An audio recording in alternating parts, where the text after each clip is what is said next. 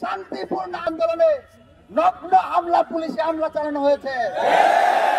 এই হামলায় যারা যারা সমর্থন জুগিয়েছিল তাদের প্রত্যেককে যারা নির্দেশ দিয়েছে তাদের প্রত্যেককে বিচারের মুখোমুখি করতে হবে। বাঁচতে হলে লড়তে হবে।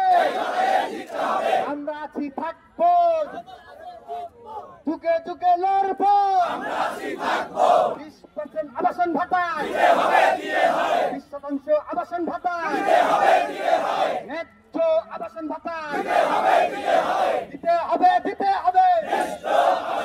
20% আবাসন ভাতা, 1500 টাকা চিকিৎসা ভাতা, 1500 টাকা চিকিৎসা ভাতা, 1500 টাকা চিকিৎসা ভাতা, 1500 টাকা চিকিৎসা ভাতা, 1500 টাকা চিকিৎসা ভাতা, অবিলম্বে উৎসব ভাতা বৃদ্ধি করো, করতে হবে।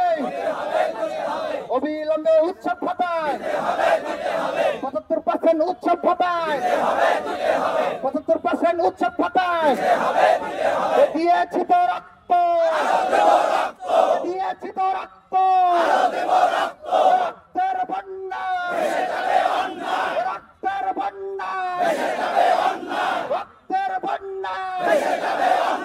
সংগ্রামে সাথী বন্ধুগণ, আমার গুরুতুল্য শিক্ষক বৃন্দ, আমাদের হৃদয়ে রক্তক্ষরণ হয়েছে। আমরা যখন দেখেছি গত 12 অক্টোবর প্রেস ক্লাবের সামনে একটি শান্তিপূর্ণ আন্দোলনে নগ্ন হামলা, পুলিশে হামলা চালানো হয়েছে। এই হামলায় যারা যারা সমর্থন জুগিয়েছিল তাদের প্রত্যেককে যারা নির্দেশ দিয়েছে তাদের প্রত্যেককে বিচারের মুখোমুখি করতে হবে। আমাদের জন্য এর থেকে বড় লজ্জার খবর আর হতে পারে না।